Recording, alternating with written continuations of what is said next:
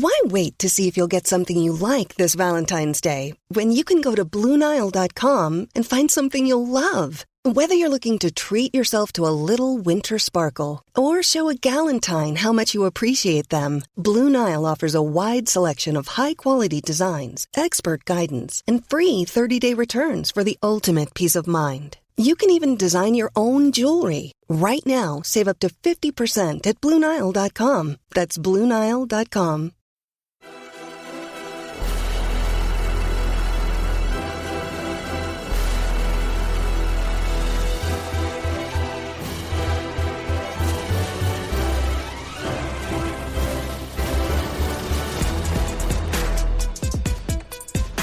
American soccer fans, welcome to episode 70 of the Stars and Stripes FC podcast. Donald Wine here, manager of Stars and Stripes FC, your source for all things U.S. national teams, the players that comprise them, and everything else surrounding the game of soccer in America.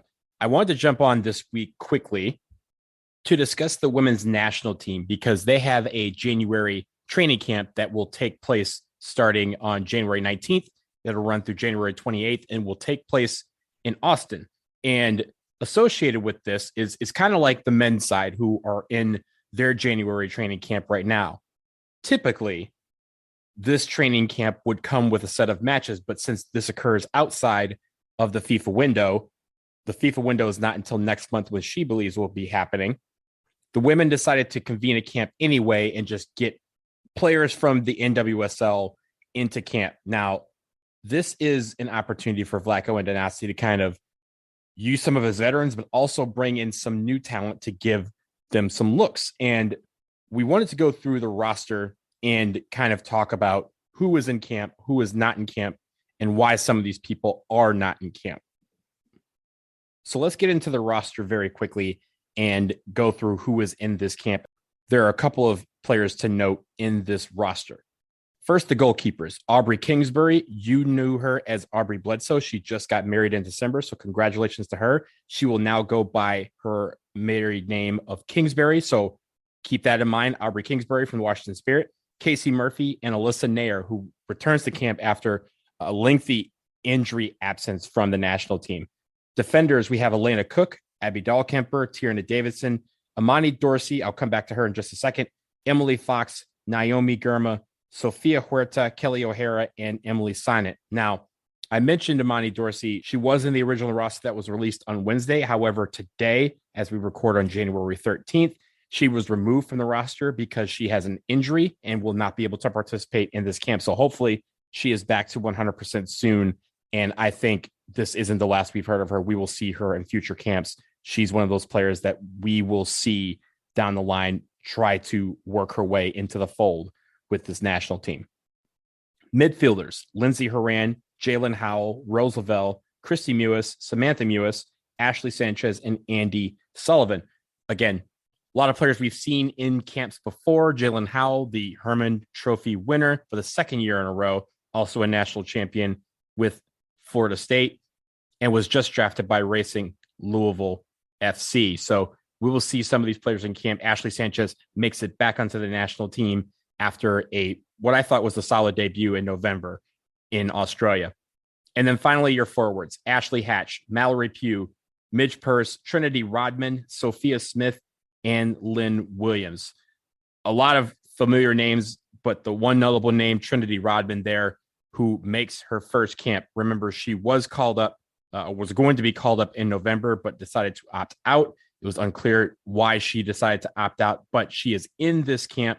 And Mallory Pugh, who did opt out again in November, we see her back in the fold for this training camp. Now, there was 25 names that I listed. Of course, I mentioned that Amani Dorsey has been removed due to an injury. And today, Vlatko Andonovski added Morgan Weaver and Morgan Gautreau. So two more Morgans added to the mix. And so we have a camp of 26 players that will convene in Austin on January 19th. Because this occurred outside of a FIFA window, you don't see players that are currently playing in Europe like Tobin Heath or Katarina Macario. But in the case of Macario, Vlatko Andonovski said yesterday that he did consider her for this roster. But after talking to Leon and kind of assessing the situation, he decided that it was best that she stay with the club right now. Now, that means really nothing except for the fact that we will most likely see her in February on the She Believes Cup roster. There are some other notable names that are missing from this roster: Crystal Dunn and Casey Kruger. Of course, both of them are pregnant, so we will not be seeing them on the national team for a little bit. We also have some of the major stars like Alex Morgan, Kristen Press, Megan Rapinoe, who are not on this roster. Kristen Press took the fall off to deal with mental health, which we all support and love her for that. In theory, she should be working her way back into the fold pretty soon. She probably has to start getting into match fitness for her debut with Angel City FC as they debut in the NWSL this season. So for all intents and purposes, we should see Kristen Press back on the national team scene very, very soon.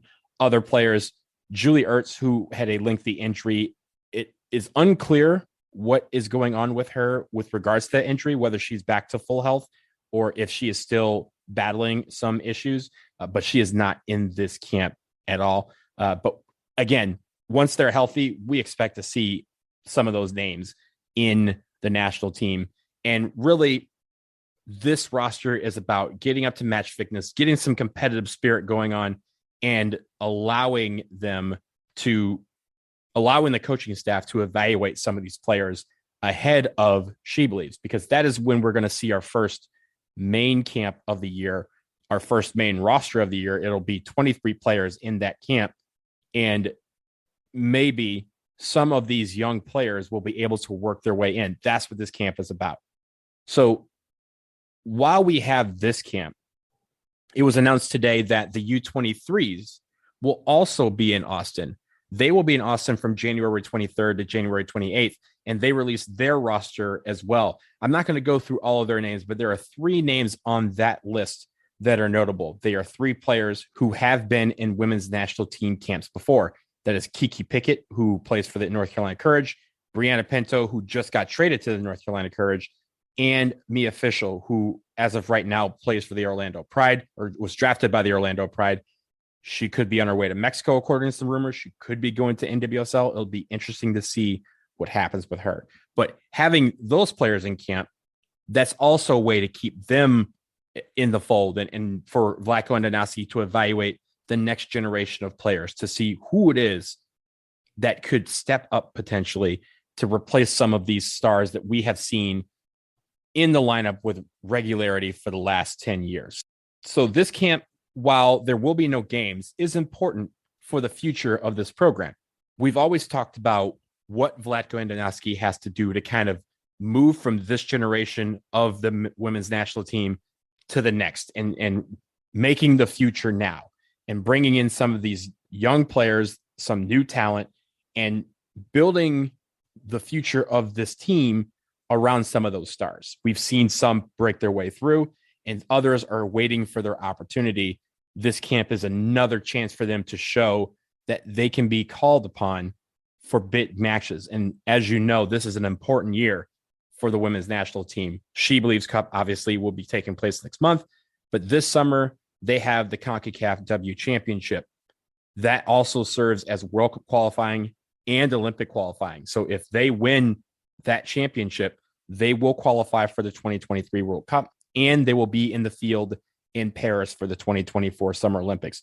Very, very important. One misstep in that tournament, and they will not be in either tournament. In the next 2 years will be a lot of the United States women's national team staying at home. So that is why Vlatko is trying to work in some of the veterans, trying to bring in some of these young kids, and trying to make this piece, trying to redo this puzzle and make it so that it works, not just for now, but for this future cycle that we have, 2023, 2024.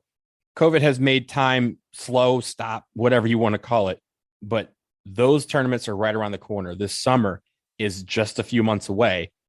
And Vlatko has to make some tough decisions once again. It's, again, a position I do not want to be in. I don't envy him for being in that position, but that is why he gets paid the big bucks to do it. So the women's national team, the women's U-23s will be in Austin.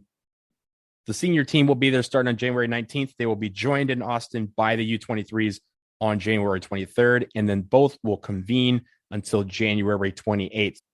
So hopefully in a couple of weeks, we will see some reports about where Vlatko may be thinking, who stood out in this camp, maybe some videos to kind of gauge who of the next crop of talent is stepping up to the challenge. And obviously we will see who does that when the She Believes Cup roster is named. So exciting times for the women's national team, exciting times to see a youth women's national team get back onto the field, whether it be for games or just for practice. It is good to see that program starting to reboot after a dormant 2 years due to COVID. So that will do it for episode 70 of the Stars and Stripes FC podcast. A short one this week. I wanted to talk about the women. I thought the rosters were important in discussing who was in camp and who wasn't. But thank you all so much for listening. As always, make sure you subscribe to the podcast. Rates and reviews are awesome and they really help. So 5 stars if you like what you're hearing. And of course, if you have questions for the show or you have topic suggestions, I'll talk about anything. Send them to ssfcpodcast@gmail.com. But if it has to do with our national teams, men's, women's, youth, send it to me and we'll discuss it right here in the show. So we'll be back again next week. We have World Cup qualifying coming up. We will preview that next week. So until then, take care.